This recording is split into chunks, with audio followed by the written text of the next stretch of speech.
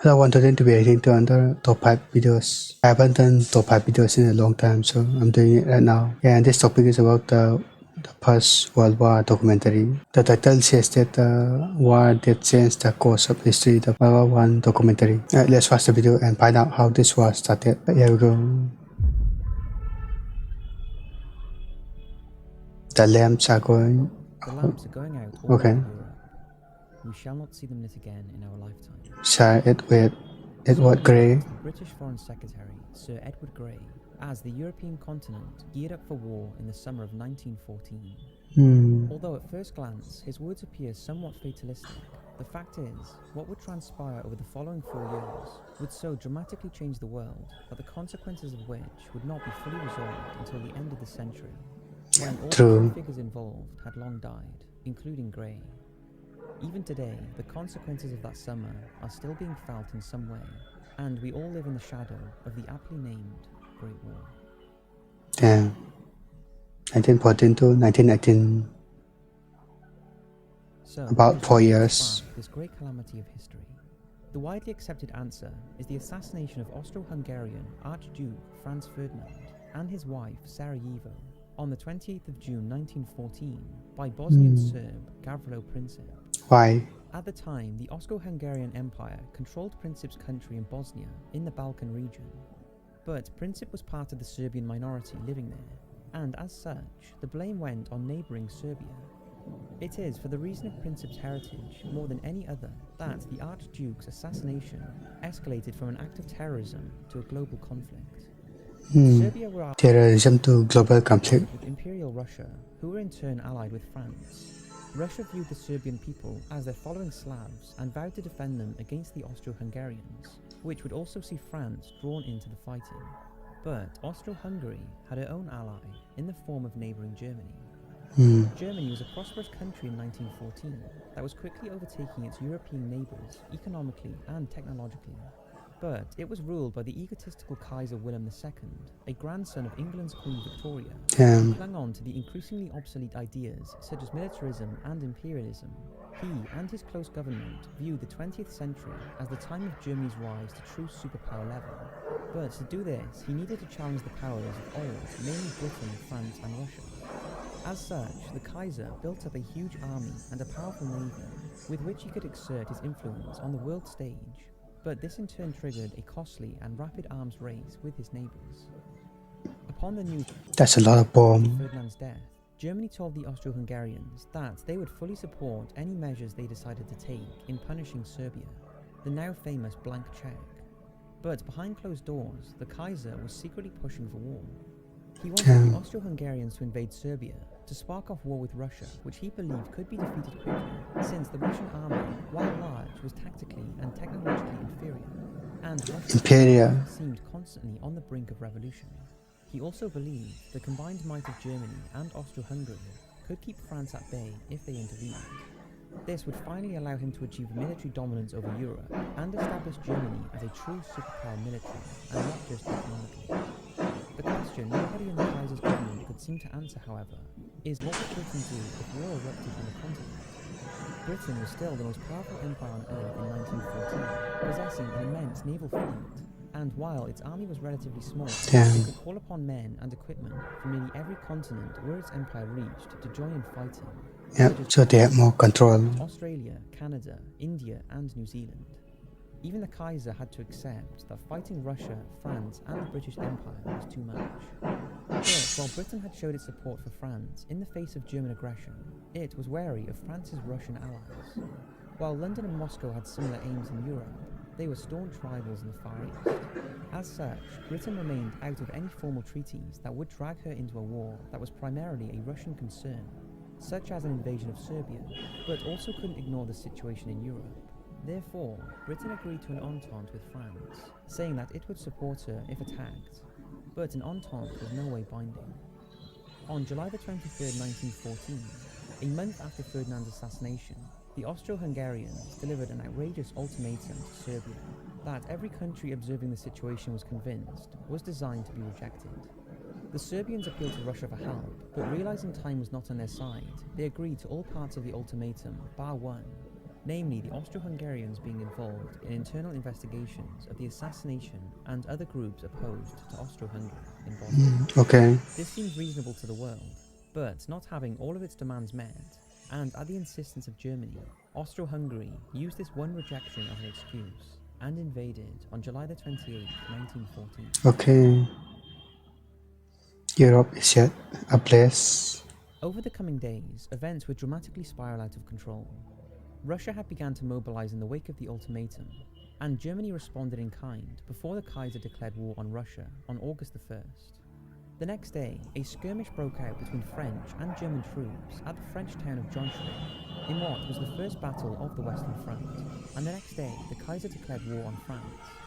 France turned to Britain for support, but Britain, although alarmed at the situation, was more preoccupied with an impending uprising in Ireland than events in Europe. Kaiser Wilhelm wanted a swift victory against France and attacked the so-called Iron Gates of Paris at Longwy, knowing that if the French were defeated, then their country could be flooded with German troops and defeated. However, he made the mistake of sending his troops through Belgium, which had declared itself neutral when the fighting broke out. Britain had a treaty with Belgium, safeguarding their neutrality, which the Kaiser dismissed as little more than a piece of paper. Belgium invaded. Disregard for Britain's word forced London to finally declare war on Germany and Austro-Hungary on August the 4th. However, while this was happening, the Kaiser had secretly entered into an agreement with the Ottoman Empire, led by now modern-day Turkey, bringing them in on his side, and thus every major power in Europe was now thrown together into a war. Together, the Kaiser's Germany and his allies became known as the Central Powers. There's a lot of war going Many of on. those countries having empires, the fighting inevitably spilled out over into other parts of the world, eventually encompassing parts of Africa, as well as the Middle and Far East. Proof of this was provided barely a week after the start of hostilities, when the German ship FS Pfalz was fired on and captured by Australian forces south of Melbourne, 8,500 miles away from Serbia. Jeez. Just a few days after that, British Empire and French forces invaded and captured German Togoland in West Africa. On August 7, 1914, the first troops of the British Expeditionary Force landed in France and marched towards the advancing Germans in Belgium and northeastern France. Unlike the brutal trench warfare that would come later, the early days of the war were quite fluid in nature, making reconnaissance a top priority for both sides, and new technologies would provide the answer. Damn. The three-dimensional war. The great powers of Europe had not engaged in a full-scale war for over 60 years, during which time the Industrial Revolution had flourished. As such, the Yeah, of course. war had dramatically changed the dimensions of battle, but sadly, military tactics often failed to keep pace.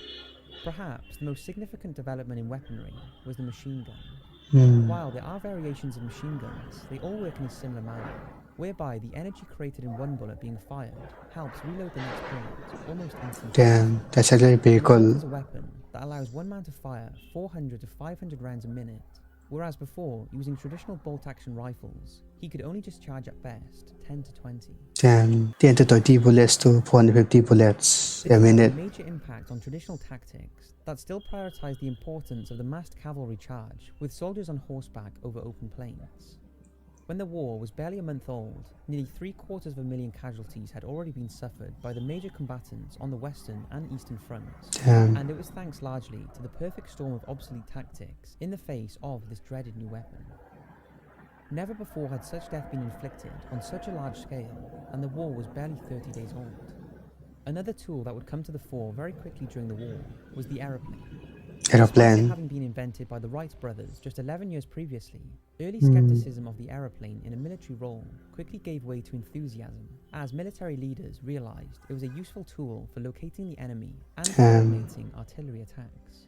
They use aeroplane in war On instead. September 2nd, 1914, with the Allies on the Western Front in full retreat and Paris seemingly on the verge of falling, a French aircraft spotted a weakness in the German lines, and this allowed the Allies to successfully counterattack. In doing so, they saved Paris and possibly France itself from falling, dramatically changing the course of the war.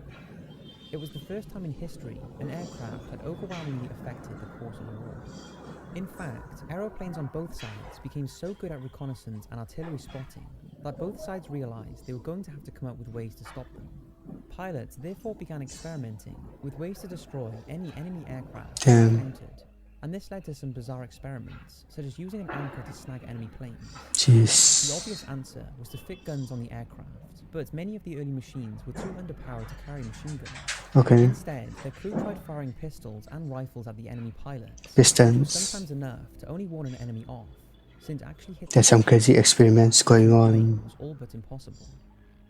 The outbreak of the Great War saw a dramatic increase in the pace of aircraft and weapon development, leading to the first true fighter aircraft, known then as fighting scouts, and these would turn the skies into a brutal killing field. Damn. The problem, however, was that machine guns couldn't fire through the propellers, and was instead mounted around it, which made it difficult to aim. Some aircraft even put the propeller at the rear of the plane, so it would not be an issue, but it was the Germans who later introduced the idea of synchronizing the gun to the turning of the propeller. This meant the bullets fired between the blades as they turned, stopping as the blade passed in front of the gun, and firing again when the blade was clear.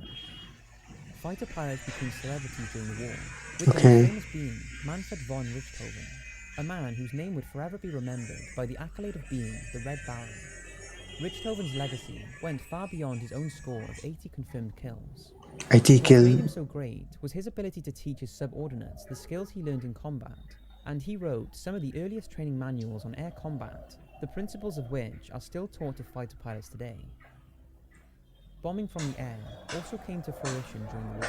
Yeah, Initially of course. used as an extension of the army's artillery, but as the war progressed, aircraft became heavier and more powerful, and began carrying out the first true strategic bombing raids against enemy cities. While the pilots were taking to the skies, sailors were also taking the war under the sea, for the First World War was the first major conflict involving submarines. Submarine warfare was not a new concept, with the first ever submarine attack taking place during the American Revolutionary War, but it came at the age of the beginning of the 20th century, and its influence on the war was both spectacular and totally unexpected. A taste of the power the submarine offered was witnessed on September the 22nd, 1914, when the German submarine U-9 attacked and sank the British cruiser U-9. Two nearby cruisers, oblivious to there being a submarine in the area, believed that Aboukir had suffered an internal explosion and went to help. This made them easy prey for U-9, which sank the two of them in quick succession. Over 1,000 men died, and Britain's once seemingly invincible Royal Navy appeared helpless, while the submarine's role in naval warfare was secure. Germany's U-boats then attempted to starve Britain of food and war supplies from her empire by intercepting the cargo ships bringing them to Britain, which was so important to maintaining the war effort. With little real defence against their attack, the only hope was to catch them on the surface with aircraft and bomb them, or coordinate naval gunfire from nearby ships. Jeez, okay. So submarines are harder to kill. The public perception of World War I and II submarines, they actually spent 95% of their time on the surface, using conventional diesel engines to power it and charge their batteries, which powered them when they submerged, and this weakness was fully exploited. Working in very cramped conditions, submarine duty was a psychologically taxing job. Often, their submarines were just as dangerous as their enemy, with many being lost in accidents, especially involving their batteries, which could, and often did, leak poisonous gas. Jeez, that's scary.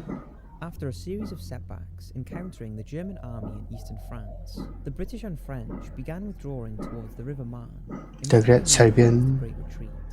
Upon reaching the Marne, the British and French repelled the German army, effectively grinding their advances to a halt.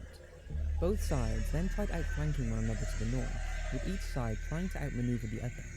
But this only further extended the battle lines, until by mid-October, both sides reached the North Sea, forcing them to first consolidate their positions, and then to try and break through enemy lines. This involved digging trenches, which would protect the two sides from opposing gunfire, and maintain their front lines. The two sides fought a series of pitched battles through late October and into November, in what is remembered as the First Battle of Ypres. The British, French and Belgians fought the German army between Arras in France to Nieuport on the Belgian coast. Although successful in once more repelling the Germans, the Allies paid a heavy toll. Nearly 130,000 were killed or wounded. Jeez. The Germans themselves sustained 134,000 casualties. And while they could still match the Allied armies in the West, the casualty rate, coupled with the demands of fighting a war in the East as well, meant that the planned big offence to win the war had to be pushed back until 1915. This delay meant both sides had time to build bigger, longer, and more intricate trenches that would only make the job of breaking the stalemate all the more difficult. Okay. Meanwhile, the Austro-Hungarian army, who entered Serbia to take its revenge for Franz Ferdinand's killing, were beaten back by Serbian troops, but not before they committed a series of well-publicized atrocities on the Serbian people. The Serbians garnered a lot of sympathy following their victory, and received aid and even troops from other countries. But ultimately, the country would be defeated in the coming months by a combined Austro-Hungarian, German, and Bulgarian force, although the Serbian army continued fighting with the Allies for the duration of the war. Really? Why? Among its ranks was Marcelo Gavric, a 7-year-old boy whose family was massacred by the Austro-Hungarians Damn. and was adopted by a Serbian army unit. At 8 years old, he was given the rank of corporal and ended the war Corporal. as a 10-year-old lance sergeant, having impressed one of the army's most senior figures by tales of his exploits, including getting wounded. That's crazy. Elsewhere, Japan joined the war on the side of the British, and a joint British-Japanese force captured German-controlled territory in China. The German Navy shelled Madras in British India and Papeete in French Polynesia, but were defeated in engagements with the Royal Navy off Tanzania, and then again in the Falklands later in the year. Australian troops captured German New Guinea, while New Zealand troops also captured German Samoa in the Western Pacific. While the Germans had been halted in the west, the Austro-Hungarian and German armies enjoyed more success in the east against the Russians. The Russians suffered a string of defeats in 1914, which only fueled growing resentment to the Tsar in his own country. However, the Austro-Hungarians and Germans failed to capitalize on their successes. Just like in the West and the Balkans, the two sides grounded to a halt. Not even a surprise attack by the Ottoman army against the Russian forces in the Black Sea could break the Eastern stalemate. For Britain, the year ended with the nature of the war changing forever, when German warships shelled Scarborough and Hartlepool on December the 16th. Okay. Convinced of their naval superiority, the attack proved that Britain's fleet couldn't guarantee her protection, and the civilians killed became almost martyrs for the recruitment of new soldiers to replenish losses. This was further exacerbated by the first air attacks on Britain the following year by German Zeppelins. Amidst the growing tragedy, a story of human compassion unfolded when on Christmas Day 1914, troops from both sides got out of their trenches and greeted each other in no man's land, declaring an unofficial truce. They talked, sang songs, shared rations, Yeah, and even that's nice. The generals were furious, however, believing that this was fraternizing with the enemy and would foster hesitation before an attack. The truce ended, and the following day, the truce continued. Jeez. Some hardcore shit.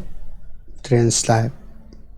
Life in the frontline trenches was extremely taxing on the troops, both physically and mentally. It would take around 450 men 6 hours to dig just 275 yards. Jeez. And this often occurred at night, so as not to alarm the enemy. That's a lot of time. Although the size and design of the trenches varied, depending on what could be dug by hand, a typical British trench was 7 foot deep and 6 foot wide. Which was deemed sufficient to offer a degree of protection from enemy shells and machine gun fire. Mud and flooding during rainy periods was forever a problem, because not only did it cause injuries such as trench foot, where the skin has rubbed away against the side of the soldier's boot, but it also proved to be a breeding ground for disease. Jeez. The damp also weakened the trench walls, meaning there was a constant fear of them collapsing. There'll be a lot of diseases. Destroying a narrow trench with an artillery shell was an extremely difficult thing to do, with the only effective method being to saturate the area with heavy shells. Thus the men often found themselves standing around in mud and water in cramped and claustrophobic conditions, while shells exploded all around them, all while wondering if the next one would score a direct hit. When a shell did land inside a trench, it was carnage, with the trench no longer offering any protection, and instead directing a blast towards the men. Later trenches would be dug in zigzag patterns to limit this problem, as well as prevent enemy soldiers who invaded the trench from firing straight down the line. An often overlooked part of trench life were the prolonged periods of boredom, which was a real fear for the military leadership, because they were worried that this would encourage pacifists or even revolutionary ideas. A typical day in the trench would see the soldiers awaken before sunrise and stand to, meaning they would ready their weapons for an attack. This would usually last around 2 hours before standing down and having breakfast. They would then spend the next few hours repairing any damage to the trench and cleaning their equipment. In the afternoon, they would get a few hours downtime where they could read and write letters or get some rest before stand to again around dusk and then sleeping. a human tragedy. While being in the trench provided protection, the moment the troops began leaving it to conduct an attack was when a huge percentage of them would be killed. Firstly, the men would have to climb out of the trench using ladders, which left them exposed to enemy fire as they went over the top and unable to retaliate. The men then had to walk across no man's land between the trenches because the generals believed that if the men ran, then discipline would break down and the attack would fail. Okay. But all this did was leave them exposed to machine gun fire, Damn. needlessly wasting lives until the enemy was simply overwhelmed by the number of men walking towards them. So it's like a suicide basically. The scene was hell on earth. Between December 1914 and March 1915, the Allies attacked German positions in the Champagne region in effort to break through the German lines. The operation was a success, but the gains were extremely minute in the grand scheme of things, and cost 93,000 Allied soldiers who were killed or wounded and 26,000 Germans. As the campaign came to a close, the British began the Battle of Neuve-Chapelle, which was aimed at relieving the German-occupied city of Lille. A German counterattack halted the British advance before they could achieve their goal, and both sides dug in once more. A few weeks later, the British achieved a breakthrough by digging a tunnel under the German lines on Hill 60 and planting explosives. The resulting explosion caught the Germans off guard and allowed the British to capture the hill, only to have it recaptured by the Germans a few days later. Okay. This tactic of digging under the enemy trench and placing explosives there would be repeated time and time again as the war went on. Sneaky. In an effort to break the stalemate, the Germans unleashed a new and deadly weapon in the form of chlorine gas. On April the 22nd, during the Second Battle of Ypres, the gas was released by the Germans against the French army, who thought it was a smokescreen to cover a German advance. As such, the French commanders ordered their men to stand to, ready for an attack. But It's this poison. exposed the men to the poison. Yep. The effects of the chlorine gas on the men were horrific, and within seconds of inhaling it, the victims' respiratory organs were all but destroyed, Okay. resulting in choking fits until they died. That's kind of horrifying. Completely collapsed, and while the world condemned such attacks, both sides were quick to grasp the effectiveness of gas as a weapon, and it became just another part of the war. In April 1915, French and British Empire forces, mostly comprising of Australians and New Zealanders, planned a major landing at Gallipoli in Turkey to open up a new front and divert Ottoman's forces' attention away from Russia. It was conceived by Winston Churchill, but when the Royal Navy conducted a reconnaissance of the landing zone, they found it heavily defended and advised against the operation. Churchill proved too proud to call off his plan and ordered the landing to take place anyway. Too The proud. result was one of the most drawn-out and futile battles of the entire war, and ending with the Allies having to retreat after sustaining 302,000 casualties. Damn, that's a The lot. tragedy of Gallipoli is so burned into the consciousness of Australians and New Zealanders that many historians have argued that it gave birth to the rise of nationalism in those countries, calling for their independence from Britain and the Crown, a debate that continues to this day. On May the 7th, 1915, an incident occurred that would have dramatic consequences for the course of the war later, when the Germans sank the British cruise liner Lusitania. Despite warnings issued by the Germans, there were large numbers of Americans on board who were killed, and this pushed the Americans closer to the Allies before they eventually joined the war in 1917 against the Germans. On May the 23rd, having thus far remained out of the war, Italy declared war on the Central Powers and launched an attack against neighbouring Austro-Hungary, hoping surprise would lead to quick victory and territorial gains. However, like on the Western Front, the fighting became bogged down in a near-static trench warfare, but at much higher altitudes where the extreme cold claimed thousands of lives, Jeez. and the frequent snowfall meant that trenches would That's terrifying.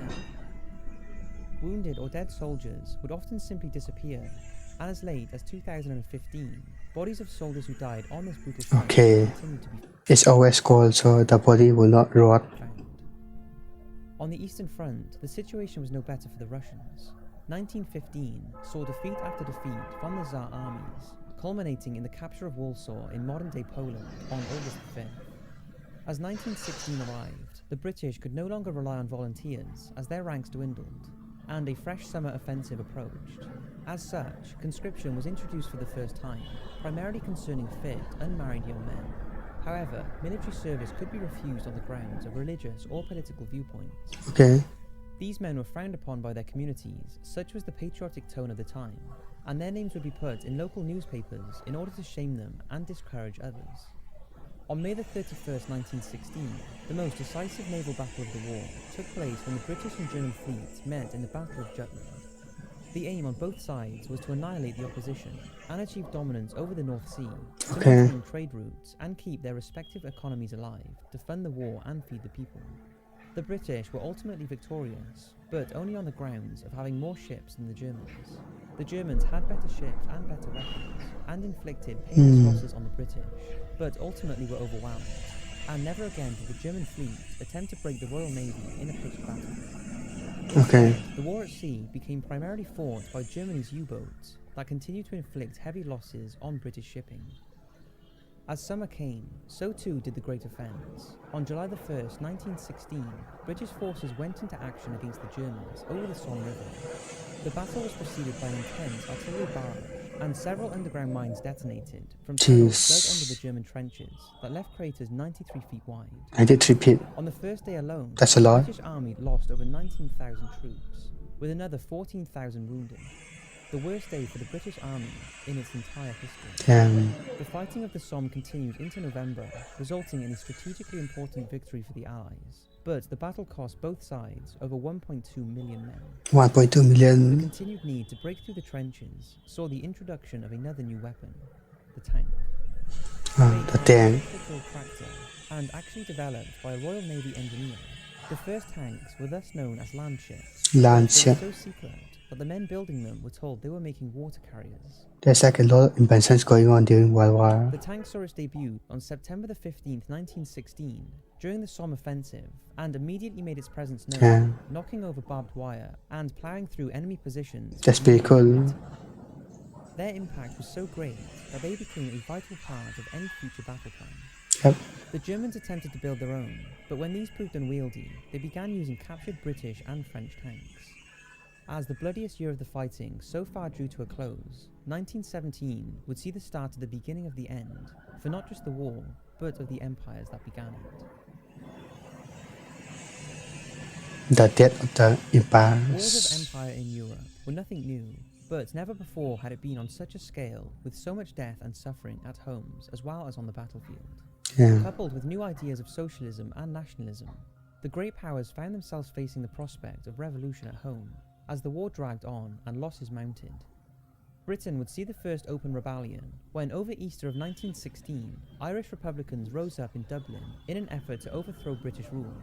They believed that with Britain committed to fighting in Europe, they would be unable to suppress the uprising, but they were proven wrong. After almost a week of fighting, the uprising was put down, leaving over 450 people dead. Despite this, the uprising sowed the seeds for the founding of the Republic of Ireland in 1919, but excluding an area of northeastern Ireland. An issue that would see years of Republican and Loyalist terrorism, and remains contentious even today in the wake of Britain's decision to leave the European Union. Even today. Remains a member. A few months later, the Ottoman Empire found itself facing an Arab revolt, calling for a new Arab kingdom to be created from Syria to Yemen, free of Ottoman Turks. The fighting lasted until the end of the war, and not only helped ease the fighting on the eastern and southern fronts, but also saw the empire start to break up until it collapsed in 1922. In Russia, the Tsar's hold on his country had been tenuous throughout his reign, but the war had only fueled the call for revolution, particularly from the Marxists led by Vladimir Lenin. In the army, order and discipline was breaking down, as the Russians suffered one terrible defeat after another, which saw officers resort to extreme measures, such as mass shootings of deserters or drunks. Meanwhile, the Russian economy came to the brink of collapse, and in 1917, workers across the country went on strike, finally grinding Russia to a halt. Having no choice, Tsar Nicholas II stood down and handed the country over to a provisional government in what is known as the February Revolution.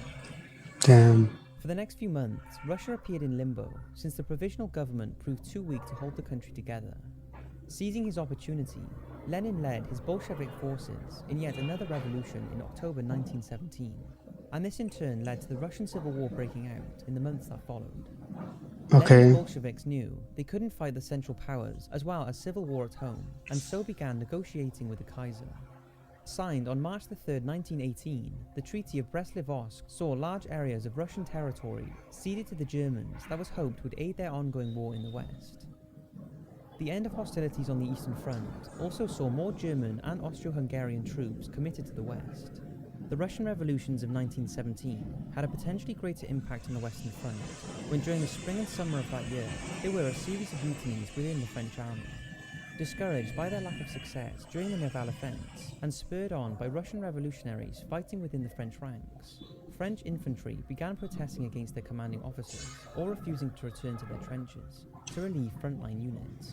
Okay. While open fighting between French units was avoided, the mutinies only further lowered morale amongst the German army, and it would not be until the arrival of American forces later That picture is kind of disturbing. re-energized. In 1918, the Central Powers were beginning to falter under the strain of war, effectively blockaded at sea, and the demands of feeding an army fighting on so many fronts at once. A food shortage began to take hold, which was worsened in Austro-Hungary by an influenza outbreak that overwhelmed medical resources already stretched to their limits.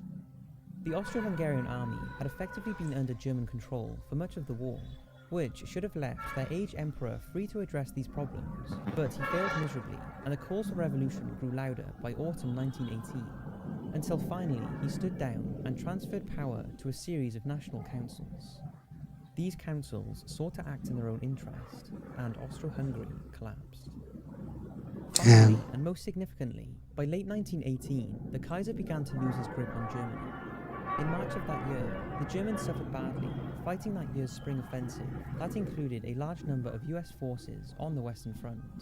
Over 1.5 million men were killed or wounded, over 680,000 of which were German. Okay. Then later in the year, the Allies launched a final bid to end the war, which saw somewhat appropriately the most bloody battle of all. The 100 Days Offensive was a series of pitched battles fought between August and November 1918, and would see a staggering 1.8 million casualties, 1.8 million. 185,000 Germans, with Austro-Hungary now virtually out of the war, and the Ottomans making peace with the Allies in October 1918. Okay. No one country could hope to sustain such losses. Germany faced food shortages, influenza outbreaks, as well as the loss of millions of wounded or dead. Influenza. With his authority waning and the end of the war in sight, American President Woodrow Wilson publicly stated that any peace negotiations would no longer include the Kaiser, and with the uprisings in Berlin and a German Navy mutiny taking place, he abdicated the throne on November 9th, 1918. Okay. The new civilian government that replaced him sued for peace, and at 11 o'clock on November the 11th, the guns fell silent. The Great War was finally over. Over. The end of the war and the pale 17 peace. million people died as a direct result of the First Gee, World War. 70 million 200 people. million were wounded, many of whom in life-altering ways. Damn. There's actually a lot of people killed and wounded. The problem with these figures, however, is that they ignored the deaths that continued as a result of the war in the years after. Damn, that's even The more. war had finally given the Bolsheviks in Russia the opportunity to seize power, and this sparked a civil war that would last another year and see British, French, and even German troops fighting on effectively the same side against them. Ultimately, they would fail, and Lenin would create the USSR out of what was left of Imperial Russia. The Russian Civil War would see an estimated 3 million people die from fighting or starvation. The Starvation. communist superpower would also see it at odds with the West, and eventually give rise to the Cold War.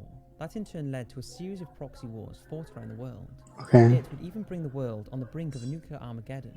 While we can't be sure this wouldn't have happened anyway, it is clear that the war speeded up Lenin's plans. The collapse of the Ottoman Empire would see widespread genocide, particularly against Christians within its borders.